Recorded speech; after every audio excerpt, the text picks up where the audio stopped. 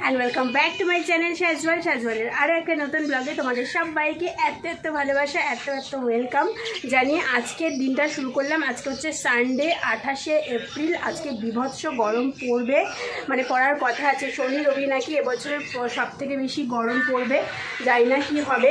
আর অন্যান্য রবিবার তো তোমরা সবাই জানো যে আমি শনিবার বাজার করে আনি। তো গতকাল আমার কাছে টাকা ছিল না, তো দীপ বললো যে ছেড়ে দাও, আমি রবিবার মাংস এনে দেবো তোমাকে। আর এখন কটা বাজে দেখো, সকাল 11টা বাজে। আর মশাই এখন জামা কাপড় পরে মানে বাজারে যাবে। এই যে চা নিয়ে টিভি নিয়ে বলতে যাচ্ছিলাম, মোবাইল নিয়ে বসে রয়েছে। তাড়াতাড়ি যাবে। আর মানে ভাবো 11টার মধ্যে 11:30টার মধ্যে যদি রান্নাটা করে রাখতে পারতাম। আজকে ওই রান্না করবে, দেখো না, ওকে দিয়েই রান্না করাবো। এই গুড মর্নিং বলো,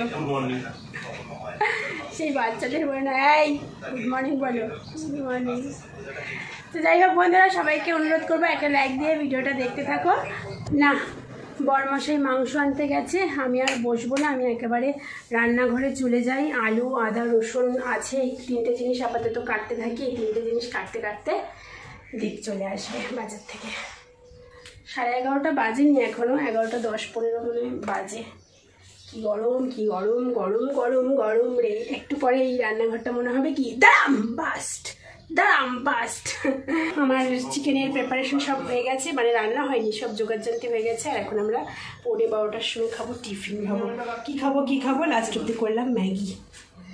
বন্ধুগণ, আমার ধরতক্তা মার পেরেক চিকেনের ঝোল হয়ে গেছে। কে কে খাবে চলে আসো, চলে আসো।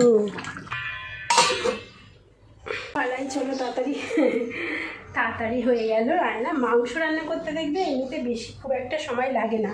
আর এই প্রসেসে যদি তোমরা করো না, মানে আমি যেই প্রসেসে করেছি সেটা হচ্ছে মাংসটা ধুলাম, দেখ এরকম পাগল, আমি ফ্যান বন্ধ করে দিচ্ছি, মাথা ফাতা গেছে গরমে।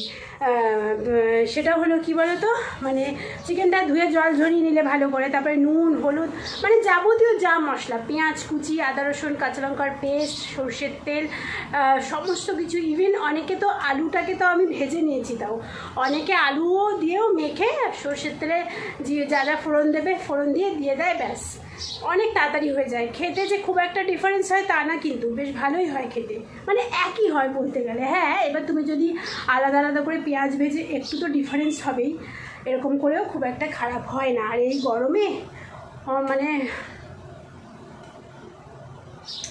জিন্দা রহনে কে লিয়ে তেরি কসম, জিন্দা রহনে কে লিয়ে তেরি কসম, एक मुलाकात जरूरी है सनम। অনেক দিন বাদে গানটা গাইলাম না, এই গানটা আমার খুব ভালো লাগে আর কি। স্নান হয়ে গেছে, অনেকক্ষণ হয়ে গেছে, এখন বাজে 3:18। এখন আমি যাচ্ছি আমাদের লাঞ্চ রেডি করতে। চিকেনের ঝোল আর ভাত কারা কারা খাবে চলে আসো বন্ধুগণ। আজকে অনেক দিন পর বাড়িতে চিকেনের ঝোল খাচ্ছি, এরকম একটা মনে হচ্ছে। তার কারণটা পরে বলছি, দাঁড়াও। চলে এসেছি খাবার নিয়ে। কেন বলে তো মনে হচ্ছে যে আজকে অনেক দিন বাদে চিকেনের ঝোল দিয়ে ভাত খাচ্ছি, কারণ আগের রবিবার তো নিমন্ত্রণ ছিল, নিমন্ত্রণ বাড়িতে মাটন দিয়ে খেয়েছিলাম। আর তার আগের রবিবার মানে যারা জানো, দেখেছো ভিডিও, তারা দেখতে পারবে, জানবে, ফ্রাইড রাইস চিলি চিকেন করেছিলাম। তো সেই কারণেই মনে হচ্ছে যেন অনেক দিন বাদে চিকেনের ঝোল দিয়ে ভাত খাচ্ছি। তো চলো খাওয়া যাক। হ্যাঁ, এখন বাজে 3:30। বন্ধুগণ, অ্যাজ অলওয়েজ প্রত্যেক সানডের মতন রেডি হয়ে গেছি। এখন আমরা যাবো ফুচকা খেতে। কিন্তু এখন কটা বাজে জানো? 8টা বাজে 5 মিনিট বাকি। আর আমার না, সত্যি কথা বলবো তোমাদের একটা, এই যে বেশ কয়েকদিন ধরে এত হোম রেমেডিস ট্রাই করছি স্কিনে। আজকে কিন্তু আমি সানস্ক্রিনও মাখিনি, আজকে আমি কিচ্ছু মাখিনি না, ফেস ওয়াশ না কিচ্ছু। মানে স্কিনটা আমি দেখছিলাম সত্যি, মানে এত অনেকটাই।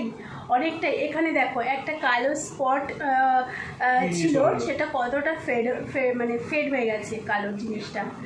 আর এইখানটায় দেখো একটা ব্রণ হয়েছিল, সেটাও কিন্তু কালো দাগ পড়েনি, এমনি নর্মালভাবেই মানে ও সেরে গেছে। এই হচ্ছে ব্যাপার। আর এইখানটায় কালো দাগটা, যদিও বা এটা আমি কুটেছিলাম বলে কালোটা এতটাই বেশি হয়ে গেছে যে এটা একটু সময় লাগবে, কিন্তু এমনি মানে ওভারঅল স্কিনটা অনেকটা মানে বেশ কী বলবো, মানে ফ্ললেস লাগছে, মানে কী বলবো, নিজে ডিফারেন্টটা বুঝতে পারছি। তো আমি যেই জিনিসগুলো দেখাই না, তোমরা অবশ্যই ট্রাই করবে, শুধু দেখে চুপচাপ বসে থাকবে না, ঠিক আছে? ট্রাই করবে। তো চলো, বর এখনও রেডি হয়নি, সবসময় মতন আমাকে রেডি করিয়ে বসিয়ে থাকবো এখন, আরও তারপরে রেডি হবে। 8টা বাজে বলো তো, এখন যদি যেতে বেরোতে 8:30, কখন ফুচকা খাবো, কখন আবার বাড়িতে এসে ডিনার করবো। দেখো 8:03 বেজে গেল, আমার বর রেডিও হয়ে গেল। আবার মানে দাড়িটা যেই দেখলো আয়নায় যে দাড়িটা অনেক বড় বড় হয়ে গেছে, আর আমার বরের তো 90% দাড়ি পেকে গেছে, এখনও দাড়ি না কেটে বেরোবে না, এখন দাড়ি কাটছে, দেখাতেও পাচ্ছি না, জামা খুলে দিয়েছে। এত তাড়াহুড়ো করে কাটো না তুমি, ওর জন্য তোমার রয়ে যায়। বিভৎস গরম বাইরে বাবা, বিভৎস গরমে। দেখো একটা ব্যাগও নিয়ে নিয়েছি দুধ ফুদ আনার জন্য। আজকে ফুচকার দোকান দেখো পুরো ফাঁকা।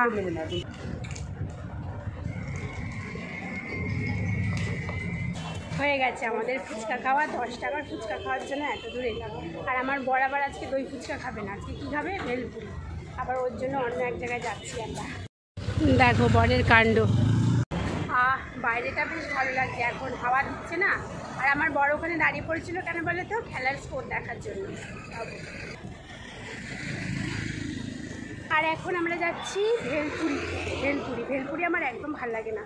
আমার বরের আজকে আবার ভেলপুরি খাওয়ার ইচ্ছা জেগেছে, ওইখানে ওইটার উদ্দেশ্যেই যাচ্ছি। রাস্তাঘাটও ফাঁকা দেখো, এত গরমে না কেউ মানে বেরোচ্ছে না রাস্তায়।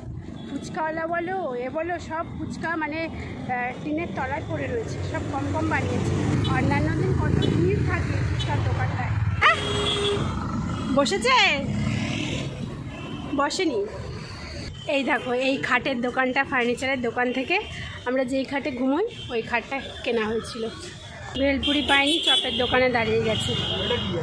চপ খেতে খেতে বাড়ি যাচ্ছে এখন। চপ আমার এই গরমে, এমনি চপটা খুব একটা ভালোবাসি না, এই গরমে আবার আরোই ভালোবাসবো না।